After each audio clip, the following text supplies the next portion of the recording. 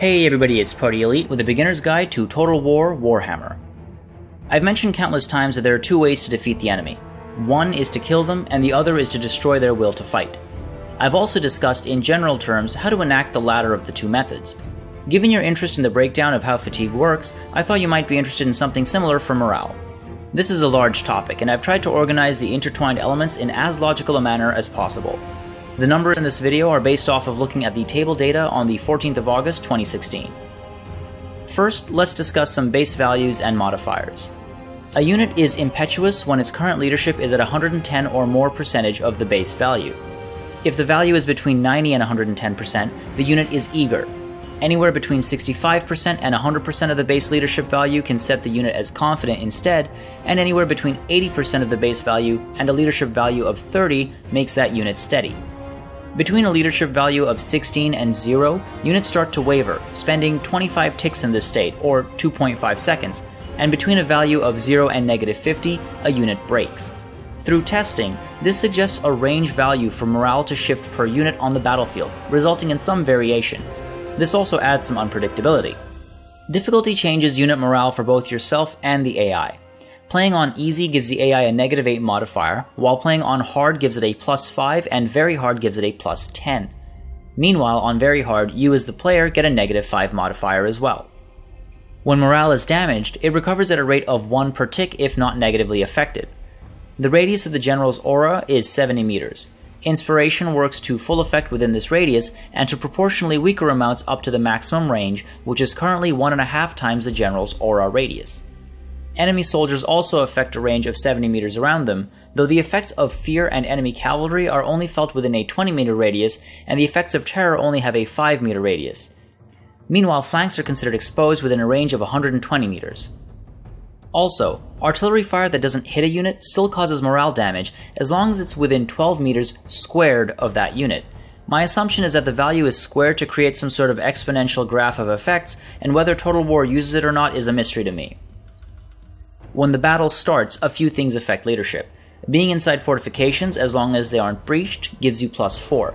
Secure flanks on all sides gives you +5, being uphill gives you a +10 modifier, and the effects of neighboring units can be felt up to a range of 120 meters. As the lines begin to close, the effects of enemy units are felt within a range of 70 meters, as I mentioned before, while flanks lose their sense of security at a range of 120 meters. Losing flank security immediately removes the +5 bonus. On top of that, if one flank is exposed, there's a further -3 modifier, and if both flanks are exposed, there is a -6 modifier. If a unit is hit and damaged by artillery, they suffer a -10 penalty, and if they're simply attacked by artillery even without being hit, they suffer a -8 modifier. As lines get even closer to each other, being attacked by projectiles, presumably excluding artillery, gives a -5 modifier to a unit. This makes it pretty clear that a lot of morale damage can be done from a distance, with proper use of ranged fire, artillery, and unit placement. For example, consider using vanguard units without engaging them to remove the bonus from secure flanks. Meanwhile, open fire with artillery, and units with low morale might be terrified or frightened off the field before the lines even come close. As units charge, they get a 15-point bonus to their leadership, and this lasts for 60 ticks, or 6 seconds. On initial contact, being charged from the front has no effect on leadership, but being charged from the flank results in a -6 modifier, and being charged from the rear gives a -14 modifier. This shows the clear benefit of flanking maneuvers, and the difference a full-on rear charge makes compared to an attack from the sides. In other words, if you're preparing hammer and anvil tactics, you're much better off taking the time to set up a rear charge if you can, rather than simply charging in from acute angles. Meanwhile, if fear comes into play, a frightened unit suffers a further -10 to leadership. There are also values for enemies frightening horses and elephants, but I assume those are left over from previous games where camels scared horses, etc. Maybe they'll be integrated here, or there's a chance that monsters and beasts secretly frighten cavalry, I'm not sure. When the general dies, or runs off, there is an immediate hit of -16 to unit morale, and if it's been a while since the general has died, this morale damage is -10 instead. When in combat, being tired reduces leadership by 2, being very tired reduces it by 4, and being exhausted, or completely knackered as the developers at Creative Assembly have described it, gives a penalty of -8. Winning combat slightly gives a 3-point boost, while simply winning gives a 6-point boost, and winning significantly gives an 8-point boost to morale. On the other side, losing in combat gives a -3 to leadership, and losing significantly gives a -8. While there's a slot for it, being under friendly fire currently doesn't affect morale.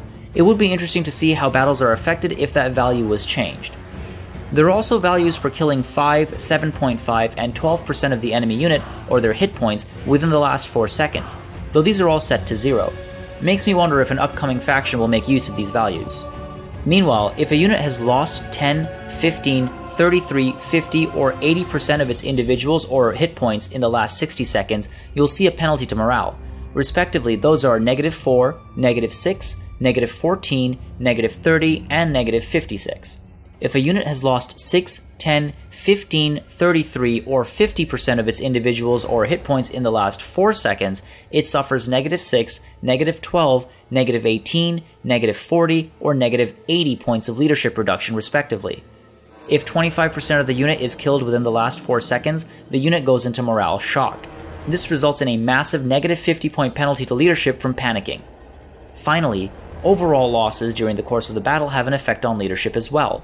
At every 10%, starting from 10 ending at 90, leadership is hit by -2, -4, -7, -11, -16, -22, -32, -47, and -68. This tells us the value of shock damage. Softening the enemy units up and then charging in with shock cavalry or chariots can severely drop enemy morale. For example, a unit that has lost 10% of its individuals overall only loses 2 points of leadership, but if that same loss happens within the last 4 seconds, it's a hit of 6 points. This becomes especially severe higher up. Killing 50% of an enemy unit in the last 4 seconds does more morale damage than having killed 90% of a unit over the course of an entire battle. Keep that in mind when you're wondering what the use of artillery and shock cavalry is.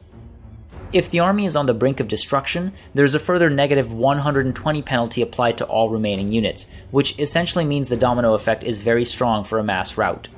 When the routs begin, both enemy and friendly units routing are important in the calculation. Friendly units routing have a more severe negative effect on morale than the positive effect of enemy units routing. A maximum of 5 enemy units are considered, and a maximum of 4 friendly units are considered when looking at routing friends. A unit will rally after it's broken when 200 ticks have passed, which is 20 seconds again if ticks are still 1/10 of a second. This is reduced by 10 times the unit's experience level, which means a more experienced unit will rally quicker after breaking. Each experience level means a recovery time reduction of 1 second, meaning a triple gold unit should return from being broken in 11 seconds as opposed to 20. After rallying, a unit will not rout again unless 10 seconds have passed. In a similar vein, a unit that has been terrified off will come back and be immune to the effects of terror for 6 seconds. Units are only terrified if their morale is lower than or equal to 14, and there are provisions for 2 levels of terror, though currently, both levels and their effects have the same values. A unit can only rout 3 times before shattering. There is no way for a unit to come back from its 3rd rout, no matter the current battle situation. With that said, the 1st or 2nd rout can also shatter a unit if the casualties are severe. Yes, that is a massive set of numbers, modifiers, and situations to consider. There are a few key points that we can take from this in-depth look at morale. In many ways, morale is a better indication of how long the enemy will last on the battlefield, and as a result, sometimes morale is the better target. Consider the difference a rear charge makes as compared to a flanking charge. Think about how much damage artillery does to morale even when it misses the target. Understand the importance of ranking up your soldiers, and see the value of a well-timed double or triple charge, or why you should wait to use your shock cavalry in an attempt to hit those high morale modifiers when you cause severe casualties within 4 seconds. I've included a cheat sheet in the description of this video for you to make reference to. Sometimes the tactics you develop should be built around morale damage as opposed to physical damage. Keep an eye out for the enemy that tries to do the same to you. As with fear, morale is a devastating weapon. Used wisely, it can strike down the toughest of enemies, and that's what being a great general is about. For more tips and tricks, subscribe to this channel, and if there's something you'd like to see covered, let me know in the comments below.